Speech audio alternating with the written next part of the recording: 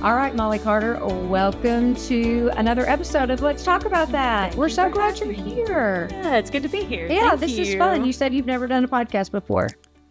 Not one that's videoed. Well, here we are in all of our glory. Right. We actually prefer not to as well, but here we are in all our glory.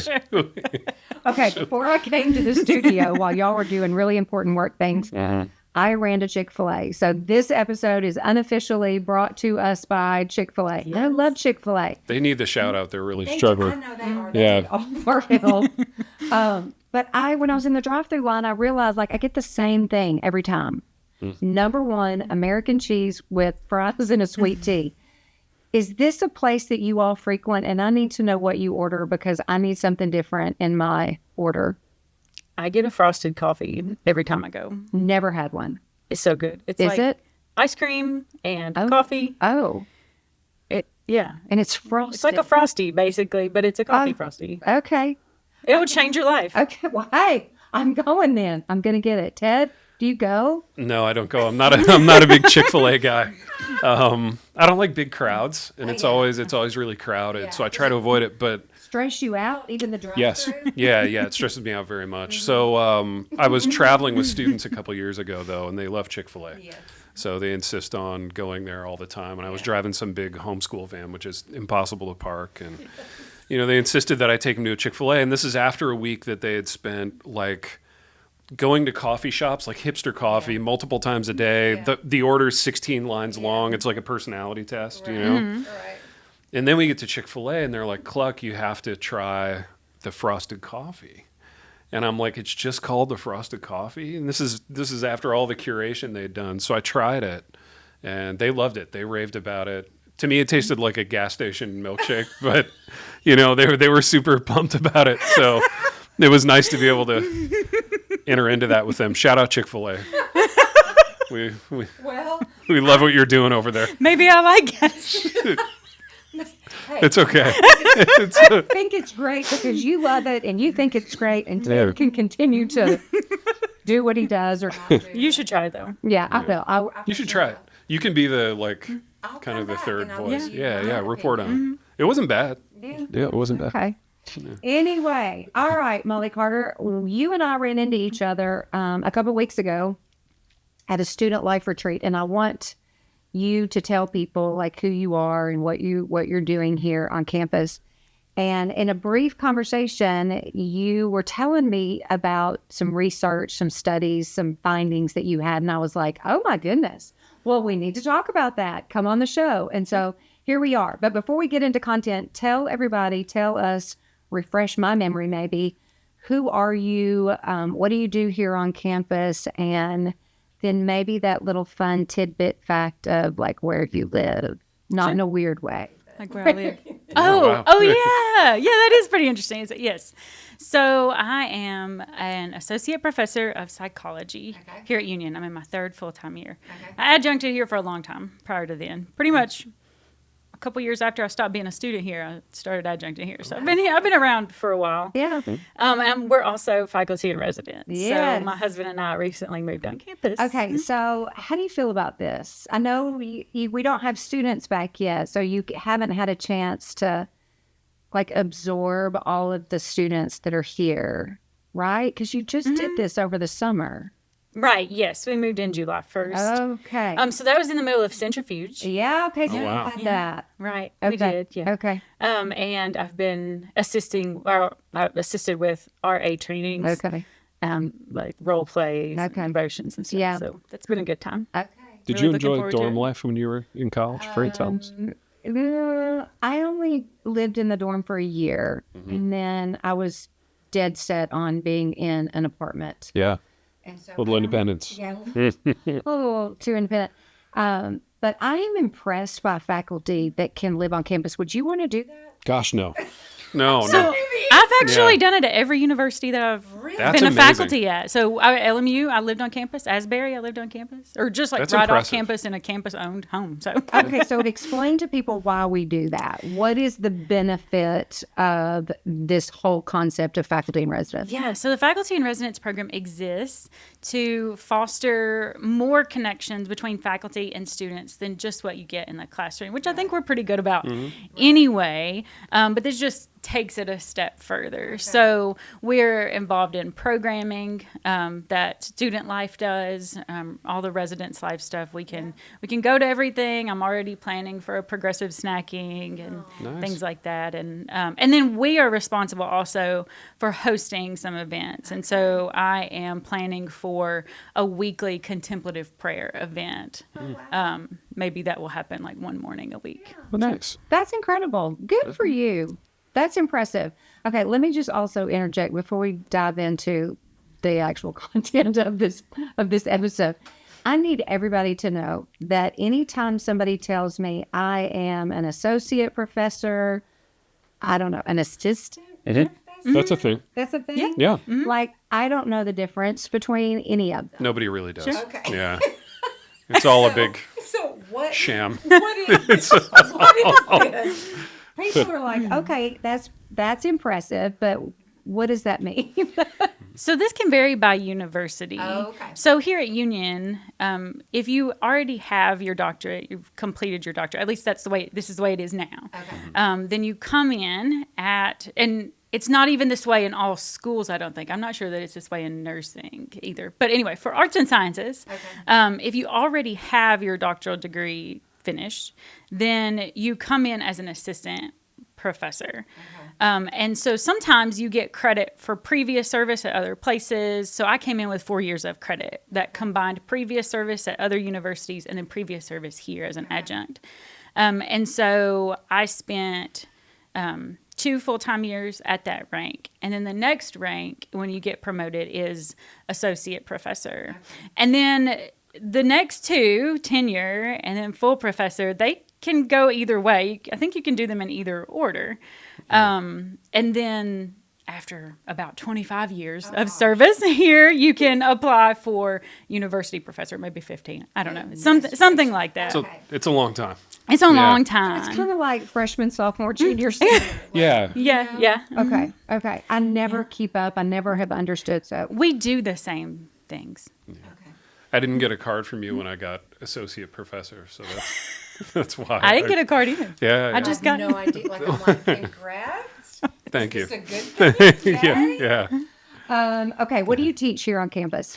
I teach psychology. I teach many different classes in psychology. So just off the top of my head, we have intro, social psych, theories of learning. I've taught stats, applied research, issues in psychology and religion. That's my favorite one. Wow. And then child growth and development, adolescent development, adult development. Wow. And the list goes on Yeah, and on. on and on. Yeah. I have a master's degree in counseling Okay. and then a doctoral degree in educational psychology. So when you put those together, there's a wide variety of things that I can teach and do teach. Okay, so when we talked at the student life retreat, because you were there because of your faculty in residence, Right. Right. And so we had that brief conversation, and you said, "Hey, I think this is what we could talk about." And I just remember thinking, "Oh, wow, okay." Agree or disagree with what we're about to dive into, I think it will cause people to think about this conversation, and so I'm grateful for that. So, Yeah. okay, where do you want to jump in? So I've been doing social media research since about 2016 when I started my doctoral degree. My doctoral advisor included me in her research, and we did a particular type of research on social media, social comparisons specifically. And so then once I graduated from there in 2020, I really refocused to self-compassion research. But then last year, I like to say the Holy Spirit gave me an idea for a social media research kind of resurgence in my own work. And so I put together a study that was supposed to be about parenting styles and parental social media mediation, like how do parents parent in general, and then does that impact how they mediate their teenager social media use. And then does that impact their outcomes as an emerging adult? So it's too late for a longitudinal study, right? So really what this was going to involve is surveying emerging adults, asking them to reflect on their parents' parenting styles, ask them to reflect. That's terrifying. Yeah. How about you not include my son in that? I don't know. It was anonymous, so I don't know. Yeah. And I will mention this was funded by Union, and I had a research assistant at Davis Popplewell. And so it was just a great experience gathering the data. We gathered data from 5 universities. Wow. And so the criteria was you had to be an emerging adult. You had to be 18 to 29, and you had to currently use some form of social media in order to complete the survey. So they reflected on their parents' parenting styles. They reflected on how their parents mediated their social media use. And there's different patterns. So there's active mediation where you, like your parents mostly talk to you about social media use. Then there's restrictive mediation. You can use at these times, in these places, not at these other places, or you can't use it all. And that's really where we're going to go. What we're going to get at today is the prohibition of social media use. And then there's authoritarian surveillance, where That sounds where parents actually get their young people's passwords and they look through their social media profiles. And then there is non-intrusive inspection, which is they friend their young people and then they're kind of on the outside of their profile kind of looking in at what they're doing. And so if you know anything about parenting styles, an authoritative parenting tends to be what we call the healthiest style, which is where parents are explaining to their kids right and wrong. They're using verbal exchange to guide their behaviors. They do engage in some negotiation with their kids. And so we would expect that parents who do that would mostly use active mediation. They would verbally instruct their teens on this is what you do and this is what you don't do on social media. So this study that we did was a mixed method study. So I interviewed 15 emerging adults about these things. Okay. And then I used that to decide what my outcome variables were going to be. This is exploratory mixed methods research. And then we sent out the survey. And then we kind of used both of those together to explain to craft our discussion. So, Fran, how did you do it? Parenting wise. I was going to say, listen, my kids are 28, almost 27, and almost 24. I remember when Snapchat was born. Yeah. Okay. I remember that because everybody was flipping out Absolutely. over the fact that you could post something and then it was gone. You know, you could send something and then it's gone. And that was terrifying to people. Now, Ted knows this, that I love social media. Like I've always had every form of it. Same.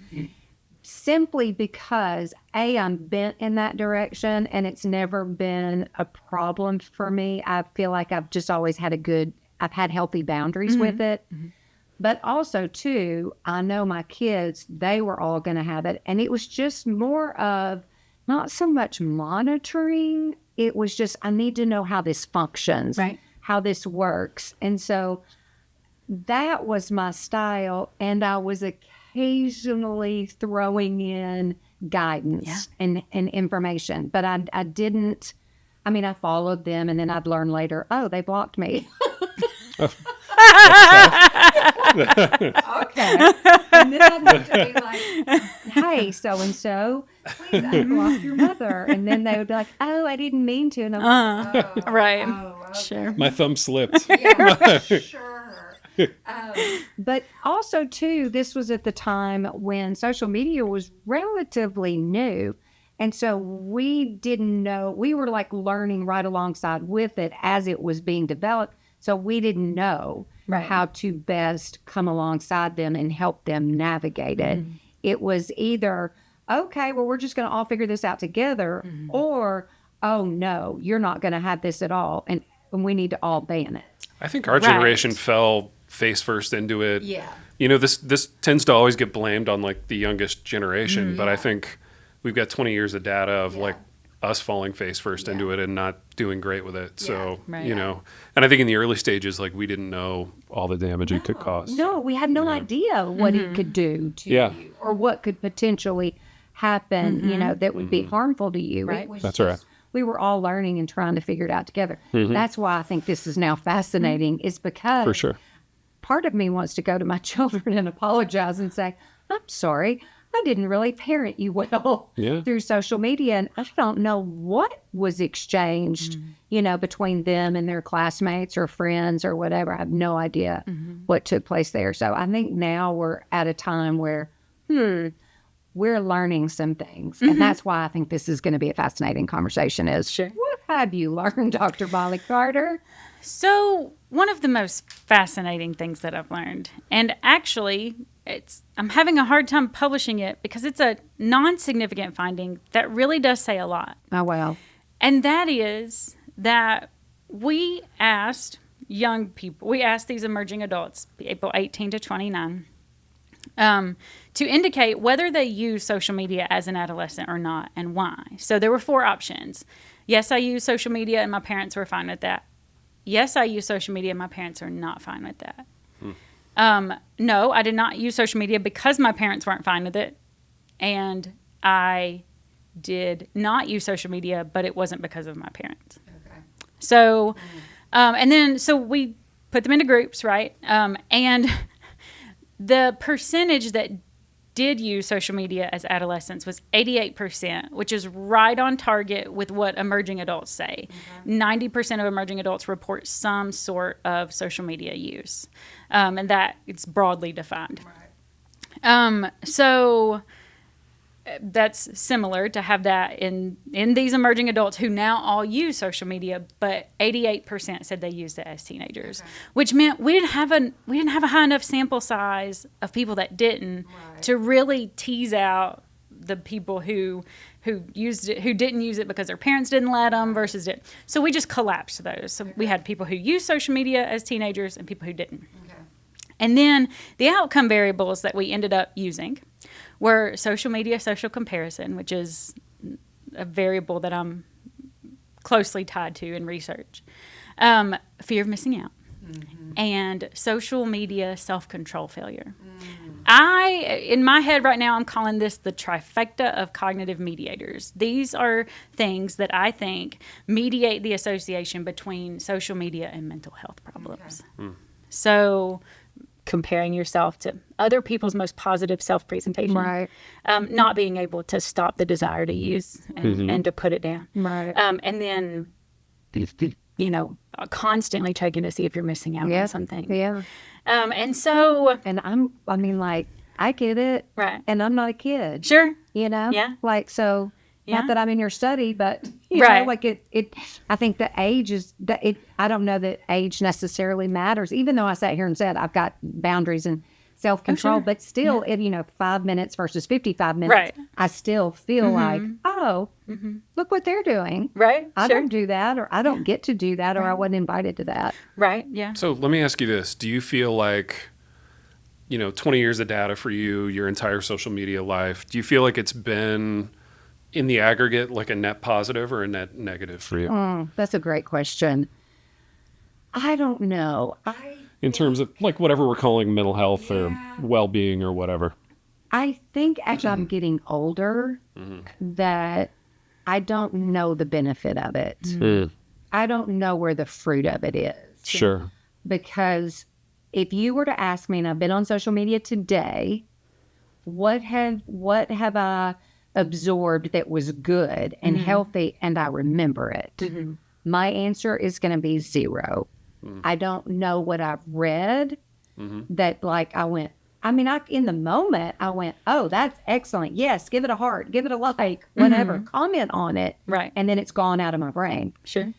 So I haven't sat in it long enough. Right. But what I do love and appreciate about social media are, as I've gotten older, is just, seeing friends and family post pictures.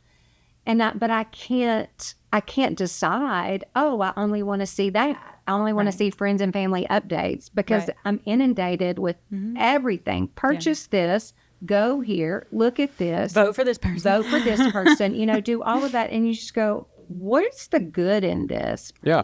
Which I think is just interesting from an addiction standpoint. Like, why are Yes. we doing this to ourselves? Because again, I don't know where the fruit of it is. And Right. Right. where's the good? Yeah.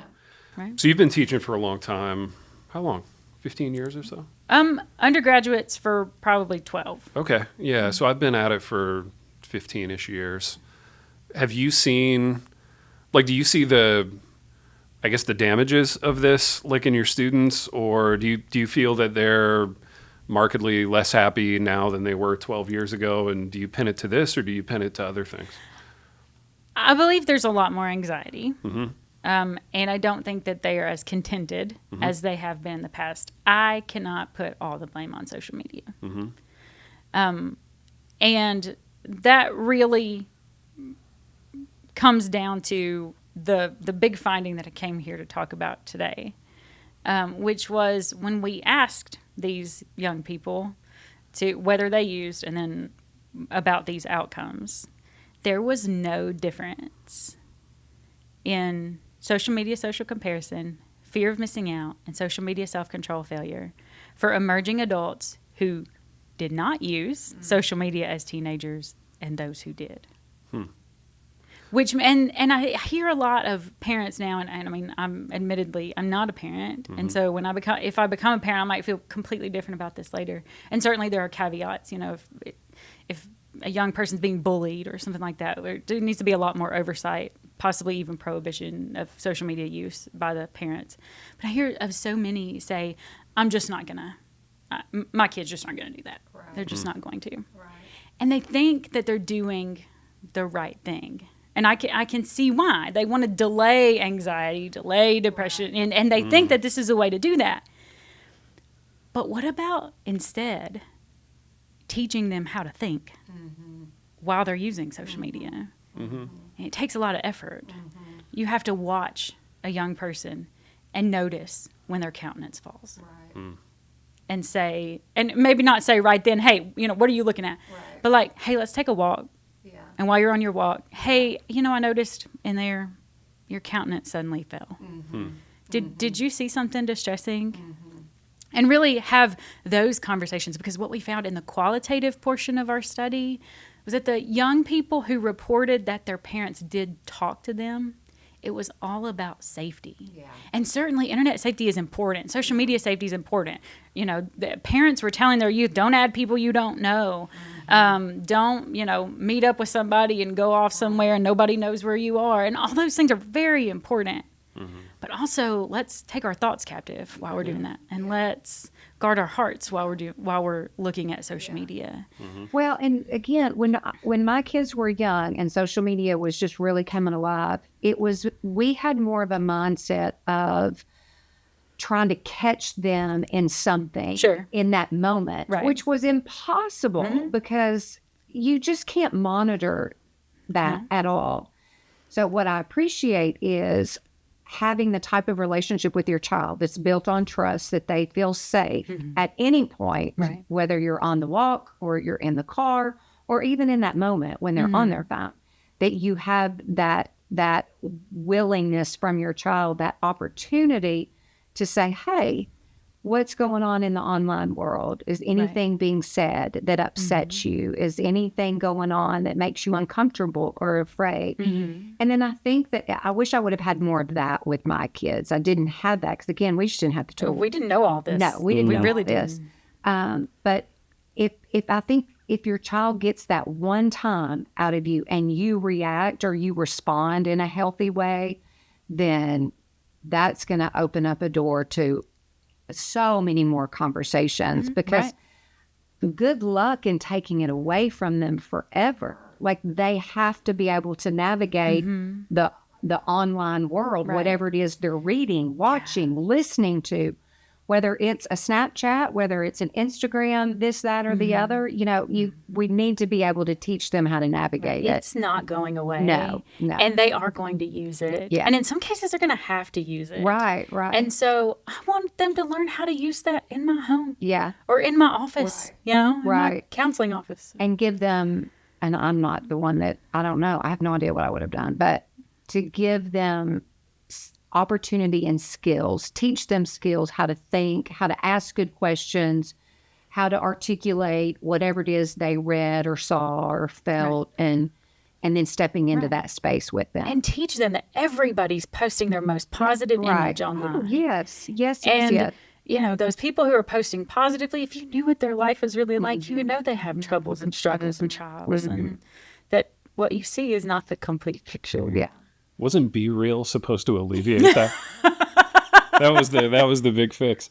I got off Be Real. I couldn't handle it. Really? Yeah, it was like, it's the same thing. Like, my pictures were the same thing. Of course they were. I was so confused when a student did that in class the first time. Oh, I've had it go off in class. On? Yeah. And they'll be like, Cluck, you have to get in my Be Yeah. I'm like, what But is then a at Be that Real? moment, I'll say, well, the moment you start to curate, the moment you ask me to be in it, you're no longer being real. Like we're curating, but And that's a whole nother issue. yeah. Curating this life to post, to share, that, you know, says something, whatever it is you want it to convey. That's right. But also, it is not the source of all of our ills. And so, maybe I just have a more positive view of it, because, I mean, I did. I'm glad to hear this because I actually hate it. Oh, I know. Yeah. Well, I'm 35, so I had MySpace. There you go. Probably when I was 15 years old. There you go. And then I had Facebook as soon as it came out. What was it, 2006 or 2007? Did you lie about your age? Because remember when Facebook, you had to be a certain age? I did not. I was already of Okay. age, but my mom didn't know when she found out I got in Oh man, yeah. so much trouble. I'm pretty sure all but my kids she lied did about not. their age. But she did not even make me get off of it then. Did she get on eventually?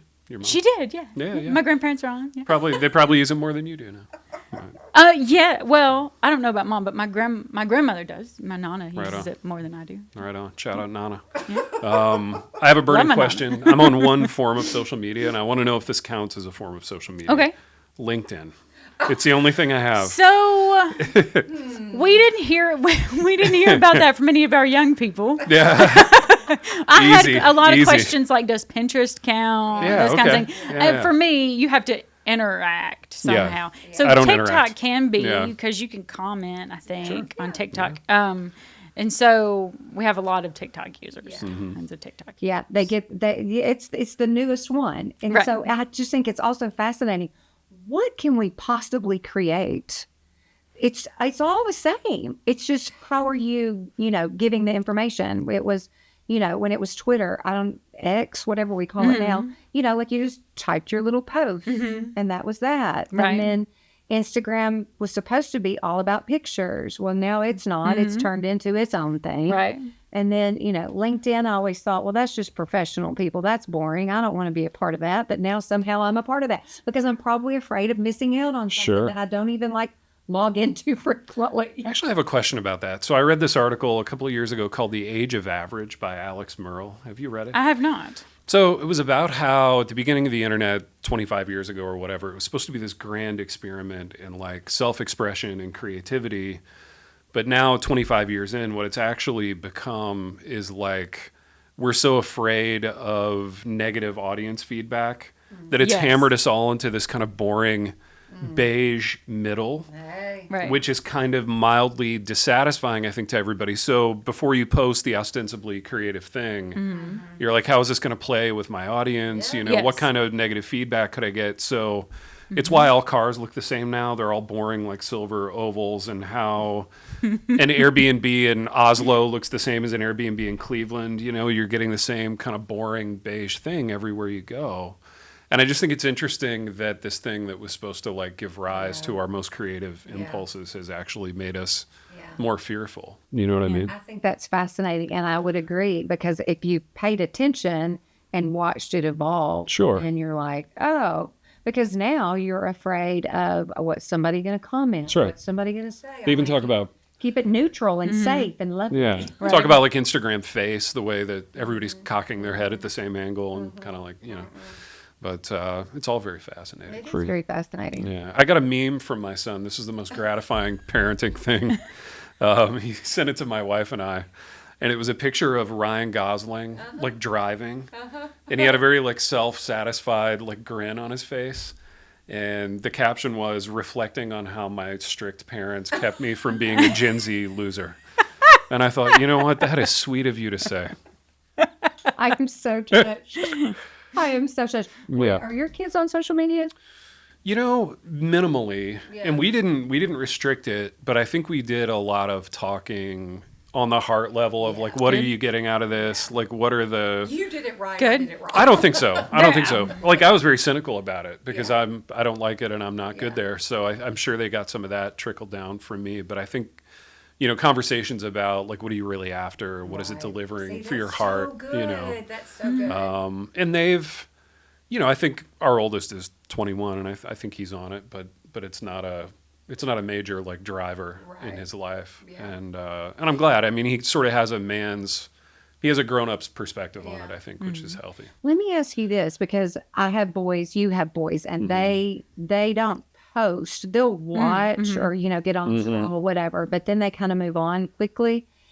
Could you see any difference between males and females, or was it just still all the same? I think guys approach it differently than girls. I think they absorb it in their heart and in their mind differently. But I don't know, because then I think, well, guys can feel left out. Competitive. and Competitive in that way. If I recall correctly, there was a difference in social media, social comparison of ability. So when we talk about social media, social comparison, the way we talk about it now, there's two types. There's ability and opinion. So social media, social comparison of ability is how our attractiveness, our perceived attractiveness, success, wealth, and popularity. And so when we look on social media and we see people we think look more attractive than we do, then it's like, you know, kind of a hit on our self-image. Or if we see people that appear more successful, or like they had a better vacation than I did over spring break, then that is social media, social comparison of ability. Then we know that that's associated with harmful things: rumination, compulsive social media use, identity distress at the college transition. We know that there are problems associated with that. Social media, social comparison of opinion, however, is not viewed to be as harmful, because it's just looking on there and seeing that people have different opinions than you do. Well, your opinions are inside you, inside your mind. And so you can look at that and you don't have to post yours. You don't have to change yours, and nobody's necessarily going to know what yours are, you know? And so that's not a hit on your, I don't like to talk about self-esteem, but that's what we researched. It's not a hit on your self-esteem like social media, social comparison of ability is. So there was no difference between the genders about opinion, but there was about ability, and females do it more, which isn't surprising. If I remember correctly, they both experienced social media self-control failure to the same extent, and females may have had a slightly higher fear of missing out. But I'm curious, even though our own research suggests that social media, social comparison of opinion is not as harmful, I had a qualitative participant say that they have seen political posts and felt betrayed. Oh, wow. And so I'm wondering, you know, as we continue on with SMSC research, are we going to see that that looking at other people's opinions can be detrimental? Wow. And I don't know. I think in a pre-social media world, there were just like opinions lived in a different place in your life. You know, opinions lived in the living room with people you were super comfortable with, or in conversation, or they lived inside you and you weren't letting them fly so much.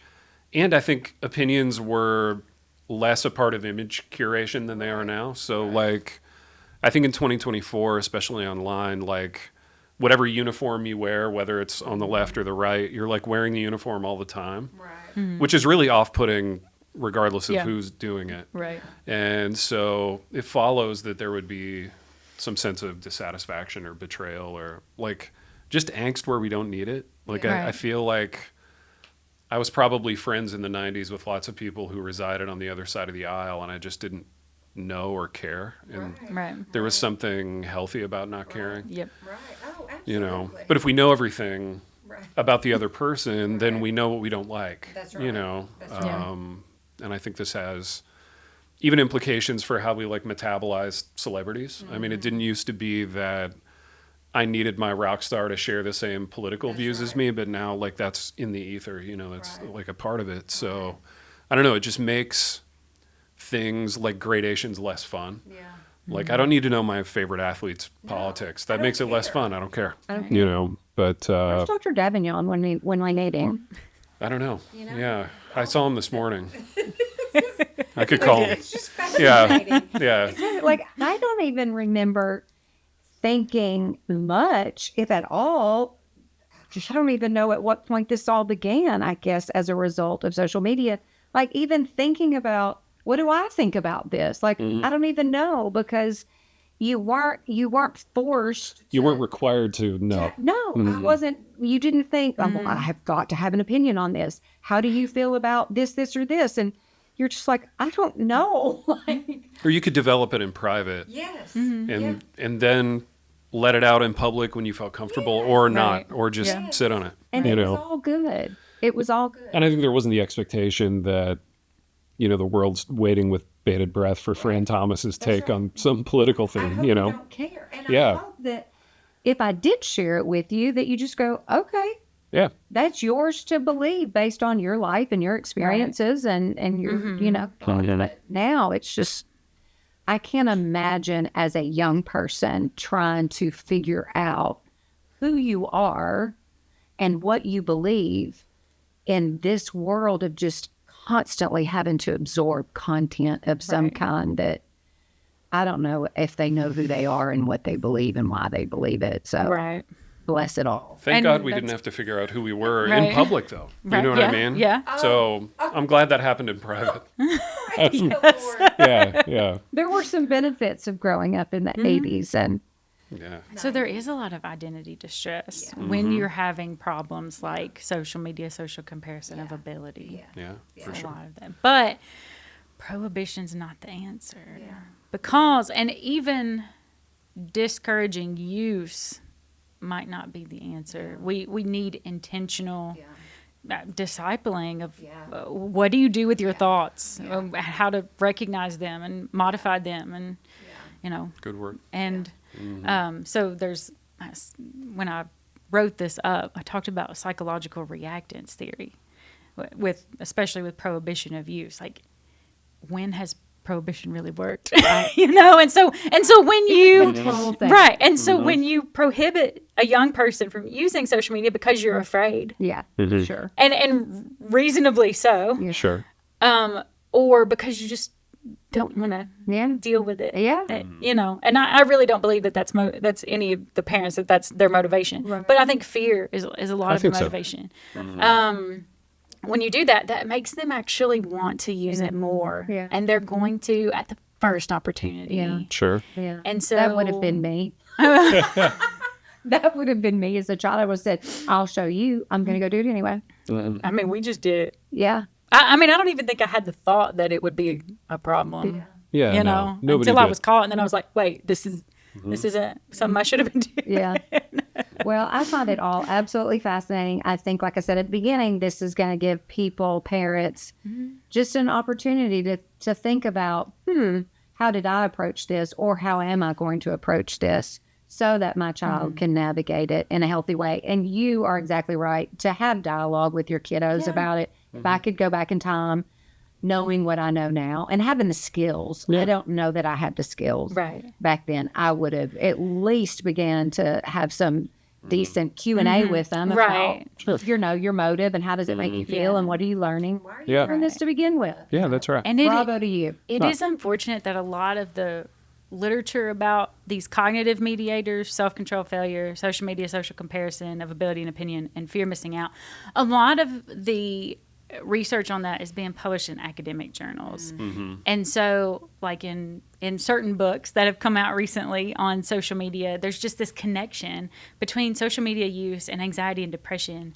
And emotions don't arise spontaneously, typically. Usually there's thoughts there. And so, you know, you could go to Google Scholar and type in social media, social comparison of ability, and articles will pop up, and read about that and learn to ask questions from what you read. Type in fear of missing out and learn about it, and like offer strategies for self-control. You know, it's self-control is something we learn to do. And so help your young people learn the strategies. I love it. Okay. And I'm always willing to help too. I would love to do talks about this. Yeah. If anybody was interested. Thank you. We appreciate you. Yes, I appreciate you. Thank you for having sure. me. You're so welcome. All right. We'll see you next time on another episode of Let's Talk About That, the Union University podcast.